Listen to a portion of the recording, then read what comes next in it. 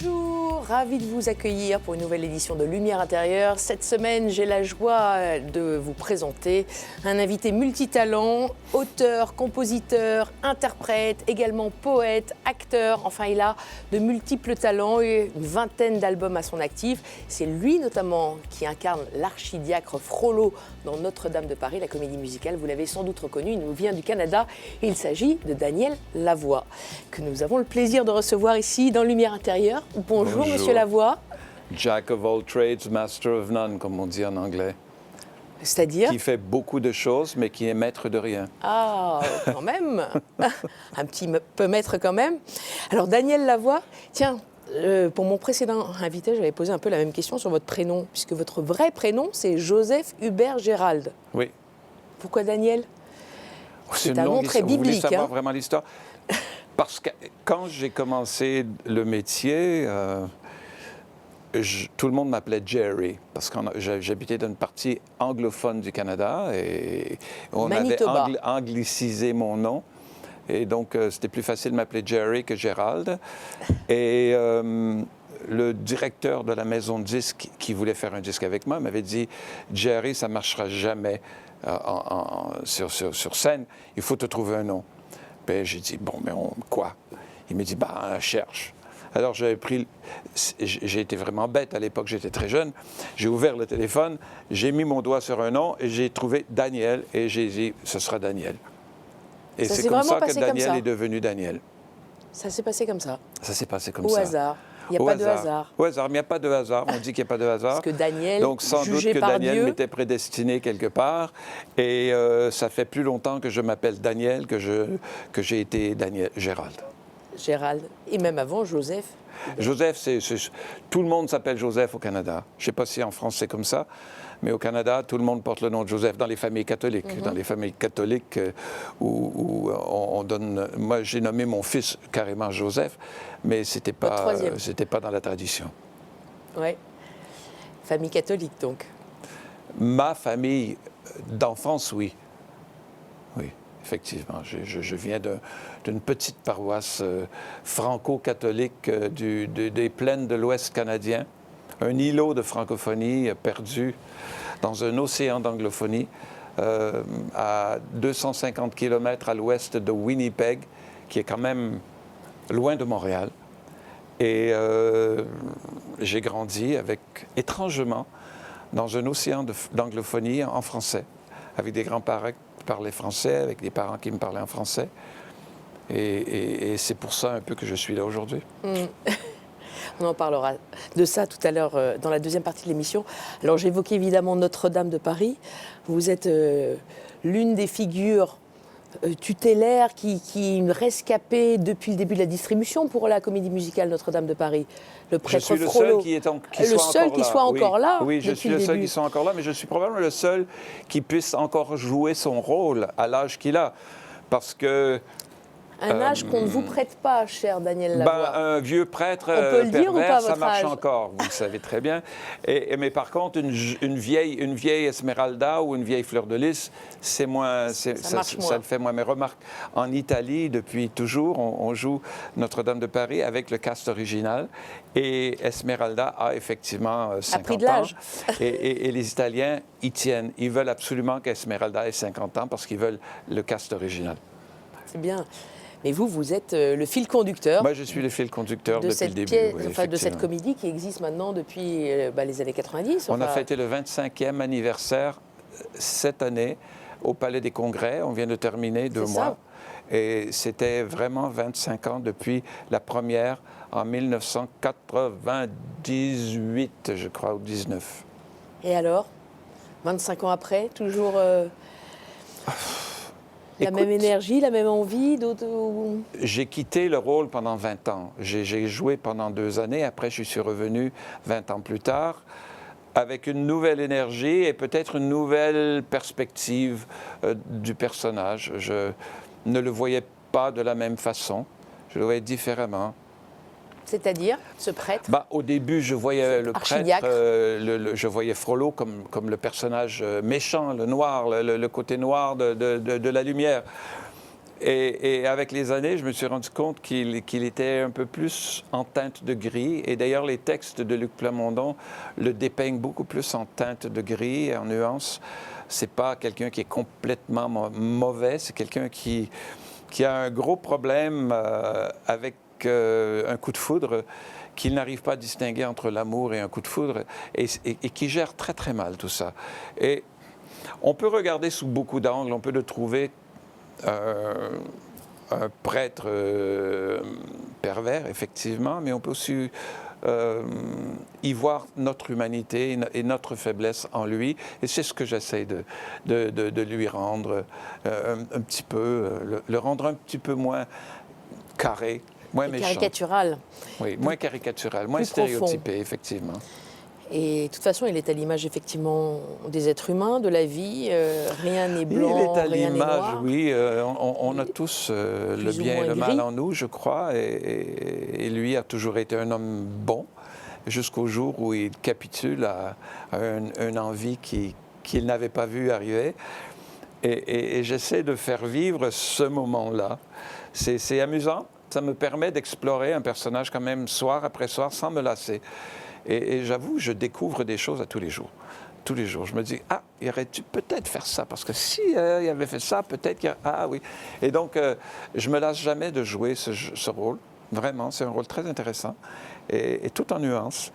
Et le plaisir que j'ai est reflété par le plaisir que les gens ont à venir voir le spectacle. Parce que cela ne s'est jamais démenti. Il y a toujours un public complètement amoureux de Notre-Dame de Paris qui est là soir après soir, des anciens, mais des jeunes aussi, des enfants. Des générations qui se renouvellent. C'est un peu le secret de ce spectacle. C'est un spectacle multigénérationnel.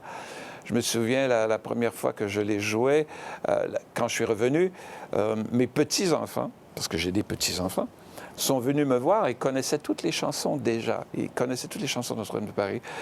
Et maintenant, ma petite, qui est devenue une grande adolescente, aime encore Notre-Dame de Paris. Donc, c'est vraiment un spectacle qui touche très, très large. Beaucoup d'anniversaires pour vous en ce moment. Daniel Lavoie, 25 ans de Notre-Dame de Paris, oui. Et les 40 ans de Tension à Tension.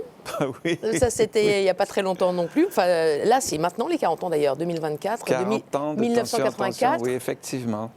En fait, la chanson est née en 82. La chanson qui a fait mon nom. L'album.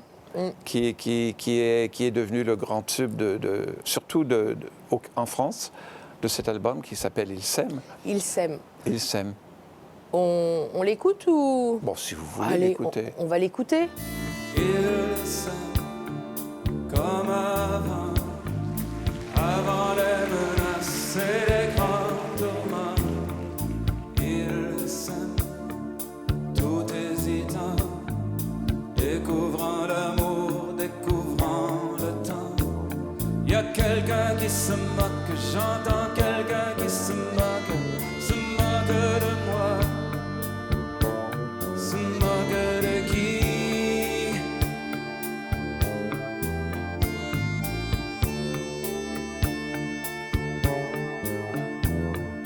Ils s'aiment comme des enfants, amour plein d'espoir, impatient, et malgré les regards remplis de désespoir, malgré les statistiques, ils s'aiment comme des enfants.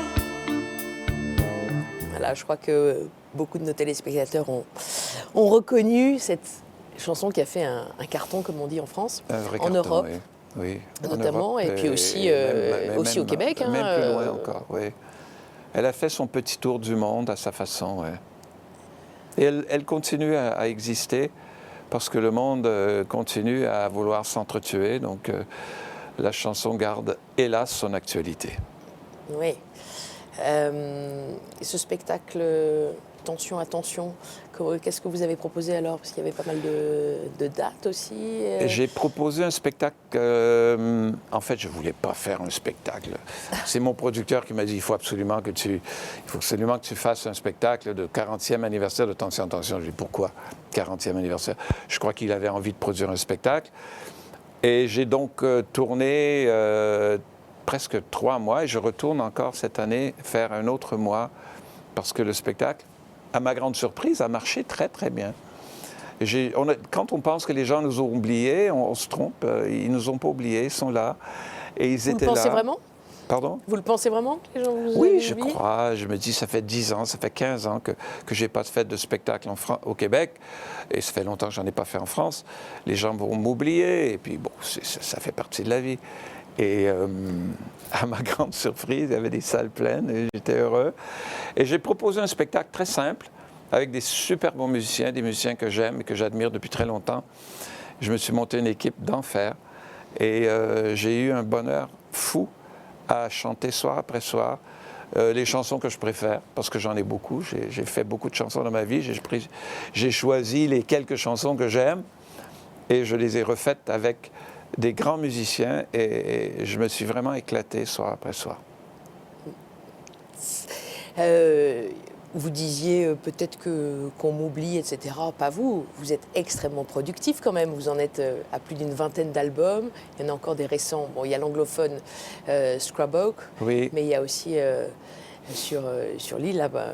J'ai fait des projets spéciaux avec Vous Laurent faites plein de- Guardo. On vous a fait des n'arrêtez disques pas. de poésie. Non, j'arrête pas. Mais pourquoi oui. arrêter? Il n'y a aucune raison d'arrêter. Non, j'adore mon métier. Donc on ne peut pas vous oublier, J'adore monsieur la Lavoie. création, j'adore l'écriture, j'adore chanter. J'ai la chance et le grand privilège de pouvoir le faire et de pouvoir le faire à un niveau qui est quand même très intéressant. Je serais bien ingrat de ne pas en profiter.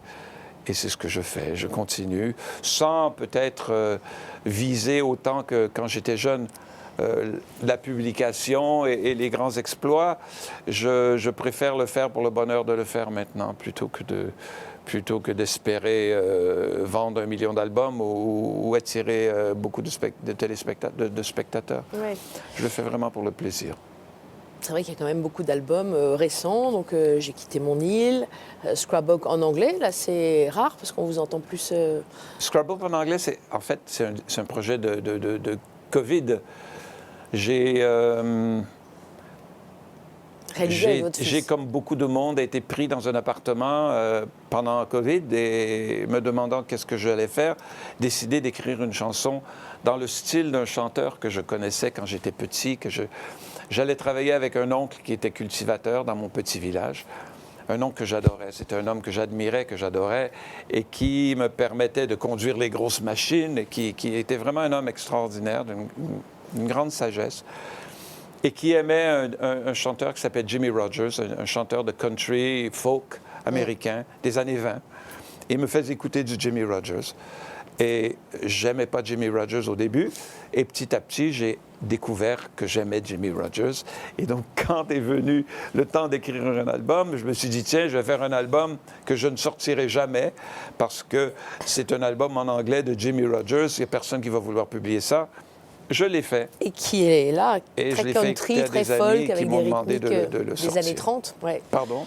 C'est un album très country, folk, avec Oui, très, très des rythmiques folk, des années 30. très lo-fi, c'est fait live, direct, et puis enregistré avec des vrais musiciens. Ouais. Moi, j'aime la texture de ce genre d'album-là, mais ça ne correspond pas vraiment nécessairement aux sons qu'on a l'habitude d'entendre de nos jours. Oui, et puis aux sons sur lesquels on a l'habitude de vous entendre, enfin ceux qui ont fait votre succès au début, qui étaient plus l'habitude de d'électronique. m'entendre, je dois dire que j'ai rarement avez répété le même album. Ouais, c'est un défaut et c'est une qualité. C'est parce que j'ai toujours aimé m'aventurer dans des territoires inconnus pour découvrir. Et je me suis cassé la gueule plusieurs fois. Et ça fait partie de l'aventure. Mais j'ai eu la grande chance quand même, quelquefois, de faire mouche. Et encore une fois, pourquoi je suis là aujourd'hui. Qu'est-ce que vous préférez? La scène, on en parlait, ou effectivement travailler tout seul ou en équipe, parce que le piano, ou plutôt d'autres instruments, ou la composition, qu'est-ce que... Tout cela. Tout en même temps. Tout cela. J'adore la scène. C'est un métier merveilleux. C'est une énorme chance, un privilège de pouvoir monter sur une grande scène et chanter avec une équipe d'enfer que je fais comme je fais avec Notre-Dame de Paris. J'ai des coéquipiers extraordinaires qui travaillent, qui sont vraiment concentrés, qui sont à leur travail. J'adore ça. Parce que moi, quand je travaille, j'aime qu'on y aille à 100%. Et quand je travaille avec des gens qui sont comme ça, c'est un pur bonheur. Et donc, sur Notre-Dame de Paris, j'ai cette chance. J'aime aussi le travail de studio, travailler avec des musiciens en spectacle.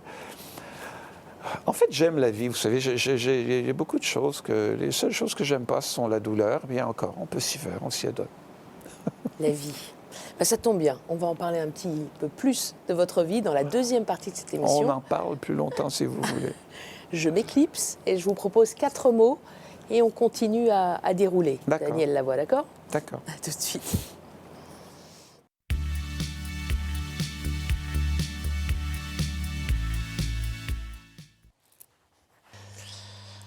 Comment allez-vous, Daniel Lavoie, depuis tout à l'heure? Bah, je survis, hein, je vais très bien. Oh, vous survivez un peu plus que ça, ouais. vous vivez. Alors, je vous propose mon premier mot. Oui. C'est le mot biculture. Oui, c'est un mot qui parle. résonne beaucoup dans ma vie. C'est probablement parce que vous le savez que vous me posez le mot, d'ailleurs. Parce que biculture, ça me ressemble. Moi, j'ai toujours dit bicéphale, parce qu'une culture, c'est un peu une partie de sa tête. Et moi, j'ai grandi dans le français, j'ai grandi dans l'anglais. Et donc, j'ai longtemps eu à choisir entre l'une et l'autre, une culture et l'autre. J'avais l'impression que je devais choisir. C'est une grande difficulté à me situer dans tout ça. Et petit à petit, je me suis rendu compte que finalement, ma langue, c'était la langue de ma mère. Et la langue de ma mère était celle qui m'était proche du cœur. Et donc, j'ai accepté de plein gré que j'étais francophone, français, franco-manitobain, comme on dit chez nous. Mais l'anglais fait énormément partie de ma vie parce que je ne me souviens pas de l'avoir appris. J'ai appris l'anglais comme j'ai appris le français. Et donc, j'écoute et je parle et je connais la culture anglophone autant que je connais la culture francophone, même si je m'identifie complètement à la culture francophone.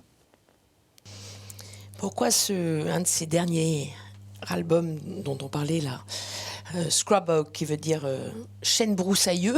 Oui, Scrub Oak, c'est un petit chêne qui pousse sur les plaines du Manitoba. C'est un chêne qui pousse très lentement parce qu'au Manitoba, il fait très froid. Les hivers sont très longs et très durs. Et ce chêne peut être encore un petit chêne, il est très vieux. Et j'aime beaucoup l'image de j'adore les chênes. C'est un arbre que j'ai toujours aimé. Et ce chêne scrub, ça veut dire broussailleux. C'est pas un arbre digne, c'est un petit arbre. Et j'aime son côté batailleur, dur, capable d'en endurer, capable d'en prendre. J'ai toujours aimé ce mot Scrub Oak. Et c'est un peu pourquoi j'ai appelé mon album Scrub Oak. L'album dont on parlait et qui est effectivement en anglais, dans cette langue-là. Effectivement, oui. Pourquoi, avec l'âge, plus de chansons en anglais finalement? Écoutez, j'avais décidé de ne plus jamais écrire de chansons en anglais, parce qu'avant, quand j'ai commencé mon métier, j'écrivais mes chansons en anglais. J'écrivais mes chansons en anglais, je les traduisais en français. Même Il s'aime a été écrite en anglais avant de devenir une chanson en français. Et à un certain moment, j'ai décidé d'arrêter d'écrire en anglais et d'écrire seulement en français. Donc, j'ai rayé l'anglais de mon écriture et j'ai écrit après seulement en français. Et je ne sais pas pourquoi, en plein Covid, il m'est venu envie d'écrire des chansons en anglais pour la première fois en 20 ans. Et donc, je me suis laissé aller comme on se laisse aller à une boîte de chocolat quand on ne devrait pas. Et je me suis amusé à écrire des chansons folk, country en anglais. Et je me suis vraiment beaucoup amusé. Et ça a donné ce disque qui s'appelle Scrub Oak. Est-ce que c'est plus facile d'utiliser l'anglais justement pour des chansons, comme vous dites, où l'on s'amuse plus, peut-être plus légères ou pas? Non, pas vraiment. Pas vraiment. C'est que la culture, la chanson anglaise est la chanson que j'ai connue en premier quand j'étais jeune, quand j'étais adolescent.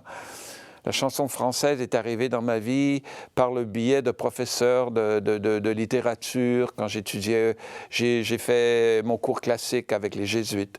Et les jésuites, qui étaient des gens très cultivés au Manitoba, nous avaient présenté certains chanteurs français. J'ai connu Léo Ferré, Georges Brassens, Gilles Vigneault, Félix Leclerc, Gilbert Bécaud, Charles Aznavour et Jacques Brel, entre autres. Je parle des années 60, évidemment.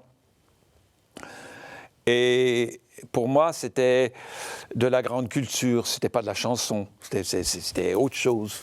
C'était pas, pour moi, la chanson, c'était les Beatles, c'était les Rolling Stones, c'était Crosby, Stills, Nash & Young, c'était Joni Mitchell, c'était ceux qui faisaient la chanson populaire qu'on entendait à la radio. La chanson française, on ne l'entendait pas à la radio chez moi. Et petit à petit, je me suis fait à l'idée, surtout quand j'ai déménagé, je suis déménagé au Québec, j'ai découvert que la chanson française faisait partie de la culture aussi. Et donc là, j'ai découvert que je pouvais chanter en français. Et ça a été une révélation pour moi, énorme. Et voilà, j'y suis encore. Regardez, je suis là à vous parler de chansons. Et ça a commencé chez les jésuites, si je comprends bien. Ça a commencé avec les jésuites, oui, effectivement. Où ça? Vous êtes passé par Saint-Boniface. À Saint-Boniface. Eh oui. Saint-Boniface, c'est la ville jumelle de Winnipeg. C'est une ville francophone. C'est une ville qui était francophone parce que le Manitoba, d'où je viens, au début du siècle, était en grande partie francophone. Il était plus francophone qu'anglophone. Il y avait plus de Français que d'Anglais. Après, les Anglais, dans leur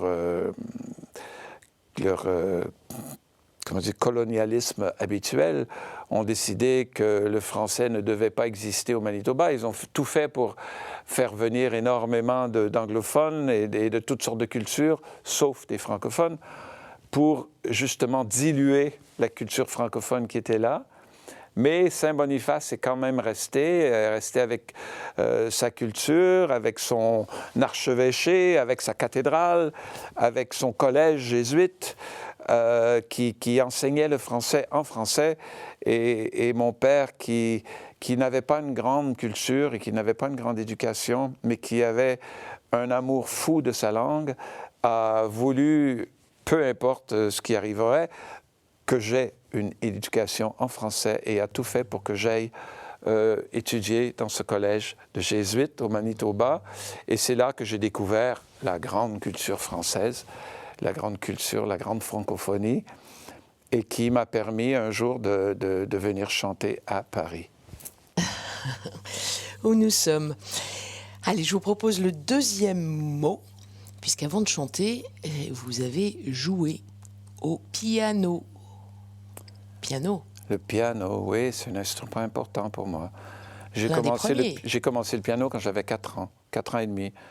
Ma mère, ma famille, la famille de ma mère et la famille de mon père aussi, mais plus de ma mère, étaient des grands amoureux de musique, des grands passionnés de musique. Mon grand-père était un des premiers au Manitoba, je crois, à acheter un gramophone, celui avec les tubes, pour pouvoir écouter Caruso. Il voulait entendre la grande chanson italienne, la grande chanson, l'opéra. Mes parents adoraient, ma mère adorait l'opéra, elle connaissait tous les opéras. Et pourtant, c'était une femme qui n'avait pas d'éducation, elle avait sa 8e année. Mais elle connaissait Turandot, elle connaissait Carmen, elle connaissait la Bohème, et me faisait écouter ces opéras. Elle connaissait Chopin et Mozart et Beethoven, et rêvait de jouer du piano depuis sa plus tendre enfance et n'avait jamais pu le faire parce qu'elle vivait sur une ferme à plusieurs kilomètres du village. Il n'y a aucun professeur de piano là-bas. Donc, quand moi, je suis arrivé dans le portrait, elle a décidé que moi, par contre, j'avais la chance de pouvoir apprendre le piano. J'allais apprendre le piano. Donc, elle m'a fait prendre des cours de piano. À 4 ans et demi, j'ai commencé le piano. Je détestais ça. Mais elle insistait, parce que pour elle, c'était tellement important. Et elle insistait avec tant d'amour et de passion que j'ai fini par croire que c'était une bonne chose. Et voilà, encore une raison pour laquelle je suis avec vous aujourd'hui. C'était quand même bien une bonne chose. Elle a eu raison d'insister? Oui, elle a eu raison, parce que j'ai passé beaucoup d'années consécutives de ma vie à un piano, à écrire, à composer, à chercher, à creuser, à dialoguer, à vivre avec ce foutu piano. Et il m'a rendu des grands services, il m'a donné ma vie, il m'a donné du bonheur, et il a fait que je suis avec vous à Paris. On entend quand même un rapport un peu compliqué avec ce piano. Oui, peut-être un peu compliqué, parce que c'est un instrument compliqué, un instrument complexe. C'est un instrument que j'avais rêvé de maîtriser de façon classique, mais que chaque fois que je commençais à travailler le côté classique du piano, c'est le côté improvisateur qui prenait le dessus sur moi à tout coup. Et plutôt que d'apprendre le morceau que je voulais apprendre, qui était écrit là, je commençais à composer mes propres chansons. Donc j'ai un rapport amour-haine avec ce piano. Et voilà, je crois que j'ai fait ma paix quand même avec le piano depuis. Et avec votre maman? Oui, si ce n'est que pour ma mère. Vous étiez dans une famille nombreuse? Ben, ça dépend de ce que vous voulez dire par nombreuse. Ma famille immédiate, mes frères et mes sœurs, nous étions 4 enfants. Mes parents étaient tous les deux issus de familles avec 12 enfants. Donc ça, c'est plutôt une famille nombreuse. Nous, 4, ce n'est pas une famille nombreuse, c'est une petite famille. Maintenant, une petite famille, c'est 1 ou 2 enfants, mais les choses ont changé. Donc beaucoup de réunions de famille, j'imagine, de cousinades. Quand j'étais jeune, beaucoup de réunions de famille, effectivement. Des oncles, des tantes, des grands-parents. C'est extraordinaire. Extraordinaire. Des grandes familles, c'est une merveille. C'est un clan, c'est une tribu. C'est des endroits où on se sent, surtout quand on est enfant, en sécurité et dans le pur bonheur d'oncles et de tantes qui sont heureux de nous voir, de cousins et de cousines. C'est extraordinaire. Vous les revoyez beaucoup? Hélas, non, parce que tout le monde est un peu dispersé partout. Mes frères, mes sœurs, j'ai une sœur qui habite l'île du Cap-Breton au Canada. J'ai mes 2 frères qui sont au Manitoba. Mes cousins, mes cousines sont éparpillés partout au Canada. Donc, on se voit peu, on s'écrit régulièrement. On a heureusement un oncle qui est le frère de ma mère, le seul survivant de la famille, qui a toujours aimé entretenir les relations de famille et qui s'occupe de faire une lettre ou 2 ou 3 par année où il raconte les nouvelles de tout le monde à tout le monde, et tout le monde s'écrit comme ça, et ça garde une certaine cohésion, mais on s'est un petit peu perdu parce qu'il y en a beaucoup qui ne parlent pas le français, qui ont perdu leur français complètement. Et donc, ça se fait ou bien en franglais ou en anglais. Et donc, ça devient un petit peu compliqué, mais ça existe toujours, oui. Et un piano, parfois, au milieu de ces réunions de famille? Il y a eu, mais il y en a moins maintenant, non. Le piano, pour moi, c'est hélas devenu un instrument de travail. Et c'est moins une source de plaisir qu'une source de travail. Donc, le piano ne fait plus partie des réunions de famille. Vous auriez préféré que votre maman vous mette un autre instrument dans les mains au démarrage? Écoutez, j'avais un talent pour la musique qui m'est apparu petit à petit quand je suis arrivé, surtout quand je suis arrivé au collège. Quand j'ai commencé à rencontrer des gens qui jouaient beaucoup d'autres instruments, tous les instruments m'intéressaient. J'ai commencé à jouer tous les instruments. J'ai joué de la batterie, j'ai joué de la basse, j'ai joué du saxophone, j'ai joué de la trompette, j'ai joué de la guitare, je joue toujours de la guitare. J'ai toujours eu une grande facilité pour apprendre un instrument.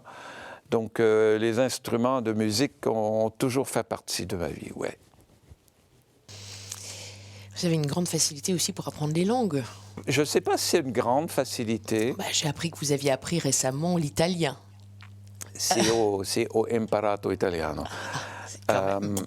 Est-ce qu'on peut apprendre à parler révéler une votre... langue et la maîtriser, c'est 2 choses différentes. Si je parlais l'italien comme je parle le français ou l'anglais, je serais un homme heureux.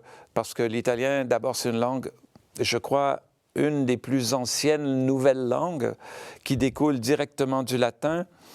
Et il y a des nuances, des sfumatori, comme ils disent en italien, des nuances en italien qu'on ne trouve même pas en anglais ou en français, qui datent peut-être du temps des Romains.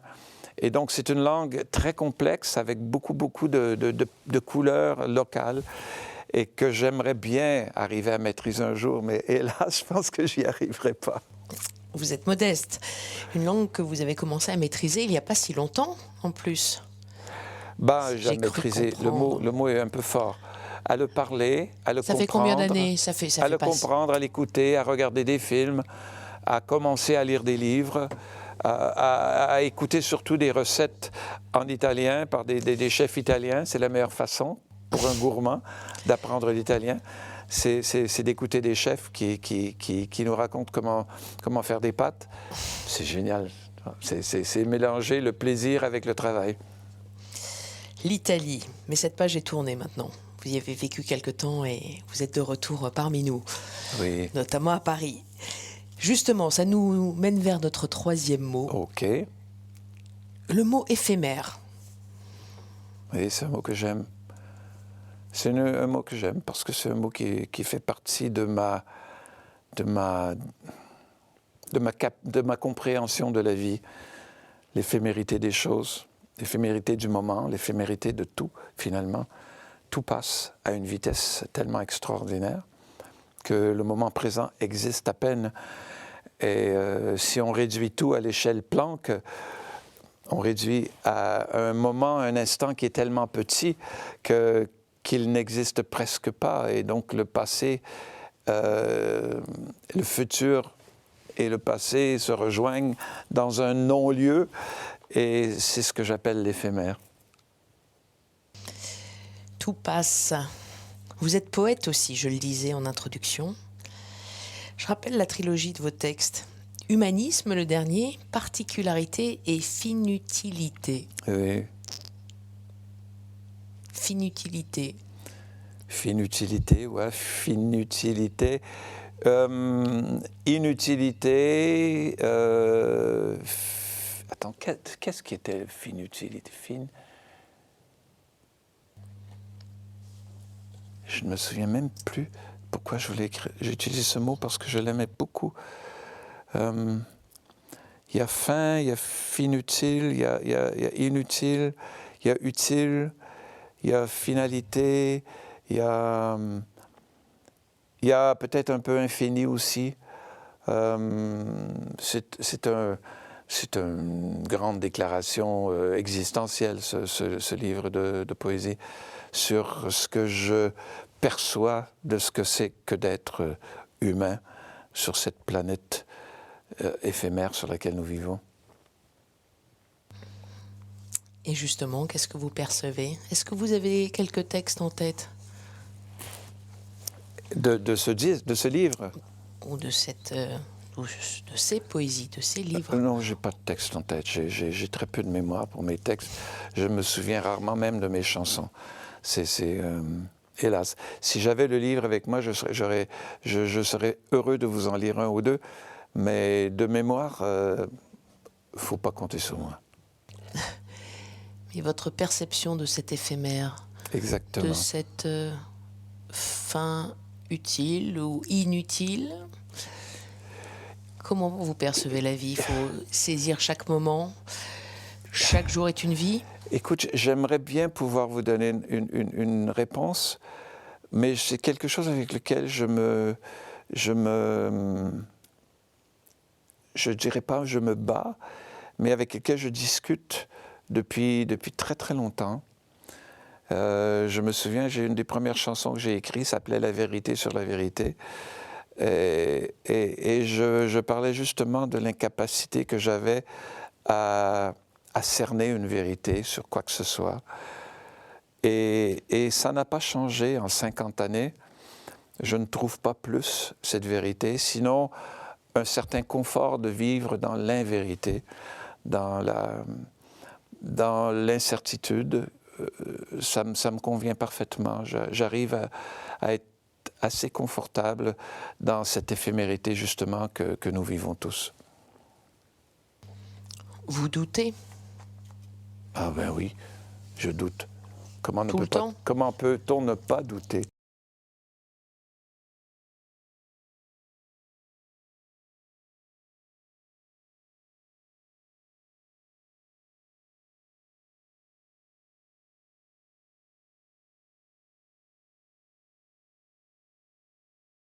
Et encore, le problème, c'est que Dieu, c'est un terme inventé par les humains pour définir quelque chose qui est inexplicable, qui est incompréhensible et qui est à la limite improuvable. On peut peut-être rencontrer ce qu'on pense être Dieu dans nos délires, mais la vérité sur tout ça, c'est qu'il n'y en a pas. On ne le sait pas. Moi, j'ai toujours pris pour acquis que je ne savais rien, que le concept de Dieu ne me convient pas trop, j'avoue, parce que c'est à la fois trop petit, c'est restrictif et à la fois trop grand. Parce que Dieu voudrait inclure tout, mais tout, c'est quoi tout? C'est au-delà de ma compréhension humaine d'arriver à comprendre. Donc, vous dire que je crois en quelque chose que je ne comprends pas, ce serait un peu vous mentir et me mentir moi-même. C'est certain que, comme tout le monde, j'espère qu'il y a la vie après la mort, mais je ne serai pas déçu s'il n'y en a pas. De toute façon, je ne saurais pas. Je n'y tiens pas. J'ai fait ma paix depuis longtemps avec la mort et la vie. Et je suis très, très heureux comme ça. J'ai pas peur de mourir, j'ai pas peur de souffrir. J'ai réglé probablement donc mon dilemme avec Dieu ou pas Dieu, mais sans vraiment y trouver une réponse. Ceux qui y trouvent une réponse et qui y trouvent du réconfort, je les en quelque part, je les envie, parce que probablement il y a un réconfort qui est bon, mais je peux en même temps dire que je ne sens pas ce besoin. Je suis très en paix avec tout ça sans Dieu. Donc, je ne sais pas si je réponds à votre question. Quel est le sens de l'existence? Le sens de l'existence, et mon Dieu, si je savais ça, Sans Dieu? Ou avec un Dieu non défini? Il n'y a... Je ne crois pas qu'il soit nécessaire qu'il y ait un sens à l'existence. Je crois que même croire qu'il y en a un, c'est un peu s'induire en erreur. C'est se donner l'impression qu'on sait quelque chose qu'on ne sait pas. Je crois qu'il faut faire sa paix avec ce que nous sommes dans la vérité qu'on est capable de saisir et d'arriver à être bien avec ce qui est là, ce que j'ai fait, ce que je crois avoir fait, ce que je vais avoir trouvé. Il y a beaucoup de sens à l'existence. On peut trouver des sens locaux, des sens de tous les jours, des sens dans notre vie, dans notre relation, dans nos amours, dans nos enfants, dans nos carrières, dans nos ambitions, dans nos rêves. Mais ce sont quand même et toujours des choses qui sont éphémères et qui passent et qui n'ont pas vraiment de solide, si ce n'est dans ce qu'on veut bien leur en donner. Donc, je ne peux pas vraiment vous donner un sens à l'existence, si ce n'est que j'aime la vie, j'aime les gens, et ça je sais. C'est des choses que je sais. Allez, on passe au 4e et dernier mot. Daniel Lavoie, et après éphémère, éternel. Éternel, oui. Si tout est éphémère, est-ce qu'il peut y avoir de l'éternel? Je crois que dans l'absolu des choses, Il peut y avoir de l'éternel. Je crois que l'éternel voulant dire sans fin, ou est-ce que c'est l'infini dont on parle?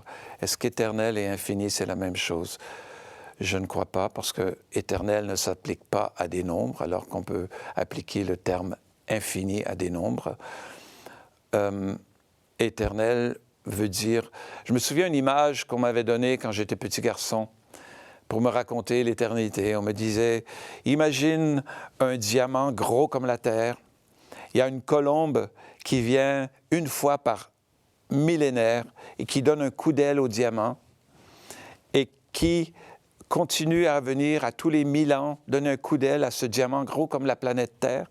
Et quand il n'y aura plus de diamant usé complètement à rien par les coups d'aile de cette colombe, ce ne sera que le début de l'éternité. Je dis, waouh, c'est long, c'est long. Et ça m'amusait beaucoup, toutes les images qu'on peut imaginer pour éternel. Mais en fait, on n'a aucune idée de ce que ça veut dire éternel. On peut juste... C'est un concept qui est au-delà de notre capacité d'imaginer. On est des petites créatures qui sortons à peine de l'état de singe, qui sommes encore, je crois, j'ose croire, à l'état d'apprentissage de la conscience et de l'intelligence. Et donc, des termes aussi vastes que éternels sont au-delà de notre compréhension. Donc, on peut juste imaginer des images comme je viens de vous donner pour dire « Ouah, c'est gros, c'est énorme ». C'est comme quand on essaie de décrire l'univers dans lequel nous sommes en disant « Voilà, la Terre, c'est un grain de riz. Eh bien, le Soleil, il est à 2 kilomètres. Et la première galaxie, elle est à Montréal. Et la deuxième galaxie, elle est à Moscou. » Et bon, elle dit, ouais, OK, j'arrive à comprendre un peu, mais c'est des images qu'on se fait surtout pour saisir que c'est énorme. Et je crois qu'éternel, c'est énorme. Éternel, c'est Dieu? On en revient. Vieux, Dieu ou vieux? Dieu. Écoute, je lui souhaite. Je ne sais pas si Dieu a envie d'être éternel. Et quand on dit Dieu, on dit, mais oui, mais Dieu, qui a créé Dieu? D'où vient Dieu? Donc on arrive toujours dans un dilemme incroyable de savoir d'où vient quoi. Alors, parce que nous, on a besoin de croire qu'il y a quelque chose qui commence quelque part. Mais la vérité, c'est qu'on ne sait rien. On ne sait pas. On ne peut qu'imaginer, on ne peut qu'espérer, on ne peut que se faire des croyances parce qu'on a envie, on a besoin de croire, pour ceux qui ont besoin de croire, et d'y croire. Mais est-ce que Dieu est éternel? Je ne sais pas, peut-être que non. Peut-être que non. Peut-être que Dieu a une grosse famille et qui régulièrement, ça change, et que les dieux meurent et qu'il y a un nouveau Dieu qui arrive. Qu'est-ce que vous en savez? Qu'est-ce que j'en sais? Je ne sais pas. Donc, je n'associe pas Dieu à éternel. Éternel, c'est un concept qui est, je pense, en dehors de Dieu.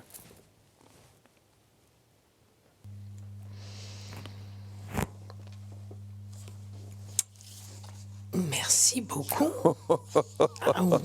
Ça interroge. C'est la première fois que des territoires, des territoires voilà. Inconquis. Forcément dans la religion catholique que vous connaissez. Oui. Ce sont vos racines, vos ascendances. Dieu est l'Éternel. C'est ce qu'on m'a dit. C'est ce qu'on m'a dit. Mais ceux qui me l'ont dit, ils ne le savent pas plus que moi. J'ai eu des prêtres dans ma famille, j'ai eu des religieux dans ma famille, et chacun a sa croyance. Si quelqu'un me dit que Dieu est éternel, je dis, ben peut-être. Peut-être. Est-ce que tu as des preuves? Est-ce que tu as quelque chose pour me démontrer que cela est vrai? Est-ce qu'il y a quelque chose dans l'univers qui te donne un signe que peut-être que tu as raison? Et je pense que tout le monde est un petit peu en peine de trouver une preuve ou une attestation de Dieu lui-même pour nous dire qu'il est là pour l'éternité. Je ne dis pas que je ne crois pas, je ne dis juste que vous allez parler du mot doute tout à l'heure, ça me définit bien. C'est ce qu'on voit. Daniel Lavoie. Oui. Daniel, je rebondis encore sur votre prénom, choisi au hasard. Elle, c'est le nom de Dieu, en hébreu. Jugé par Dieu, cher Daniel. Voilà. Allez, je reviens auprès de vous. Merci beaucoup pour ce partage, vraiment. À tout de suite.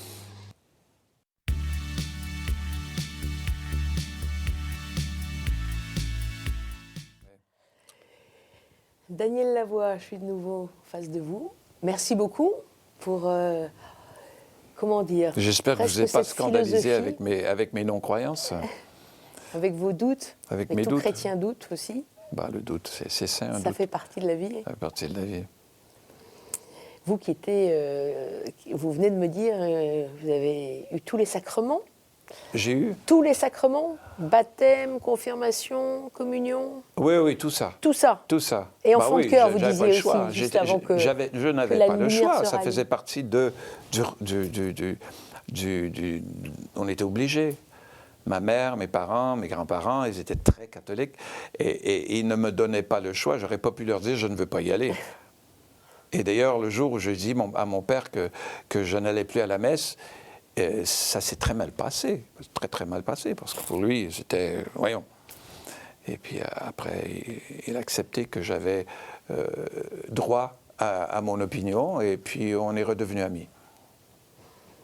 Et vos positions aujourd'hui, enfin vos doutes, ce que vous nous avez très bien exprimé, surtout sur la vie, le sens de l'existence, le sens Dieu. Est-ce que ça a été forgé en réaction ou... Non, vous savez, par réflexion. C'est une longue réflexion qui me suit depuis 60 années. C'est vrai que vous ne les faites pas. Hein. J'ai commencé très jeune, j'ai 74 années. Et ça fait très longtemps que je réfléchis à ceci. J'ai réglé beaucoup de mes problèmes existentiels et spirituels. Et je suis très en paix avec ce que j'ai découvert. Je dirais que mes doutes sont plutôt des doutes, comment je dirais, ludiques maintenant, plutôt que des doutes existentiels. Je n'ai pas de gros doutes existentiels. Je suis en paix avec la vie, avec la mort. Et donc, je n'ai pas besoin de trouver une vérité. La vérité que j'ai me suffit largement. Je continue mes recherches. J'adore regarder du côté de toutes les croyances, de toutes les possibilités, de toutes les avenues qu'on me propose, et qu'il y a énormément de gens qui nous proposent beaucoup de choses différentes, et ça m'amuse beaucoup d'aller voir. Et à ce niveau-là, je continue. Ça fait partie de ma discipline quotidienne. De votre discipline quotidienne? De méditation, de recherche, de lecture. Ça c'est des choses qui m'intéressent. Et vous qui avez beaucoup voyagé, on parlait de l'Italie, vous y avez même vécu, vous parlez italien. Oui. Ça aussi, c'est quand même...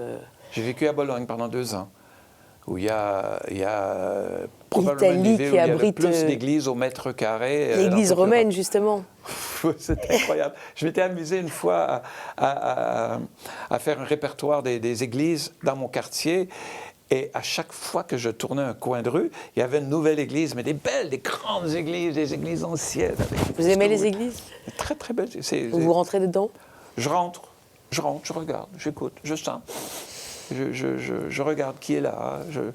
Mais je n'ai pas vraiment une fascination pour les églises, si ce n'est que pour ceux qui les ont construites. Sauf une quand même, Daniel Lavoie, sauf une église. Notre-Dame de Paris qui a la boucle est bouclée, qui a changé votre vie. Comme je vous l'ai dit tout à l'heure, que je suis à Paris aujourd'hui. Vous êtes à Paris aujourd'hui. Vous représentez d'une certaine façon Notre-Dame de Paris. J'ai été archidiacre de Notre-Dame pendant 25 ans, c'est incroyable. Sur scène, oui. Et en cette année 2024 où Notre-Dame devrait rouvrir et revivre après ce terrible incendie. Ouais. Merci beaucoup de votre présence. Daniel Lavoie, bon vent. Bon vent à vous. Et merci encore infiniment. Merci à vous d'avoir suivi cette émission. Comme d'habitude, vous pouvez la retrouver sur kto-tv.com. On se retrouve la semaine prochaine. Merci beaucoup. Merci beaucoup, monsieur Lavoie. Comme des enfants, amour plein d'espoir, impatient, et malgré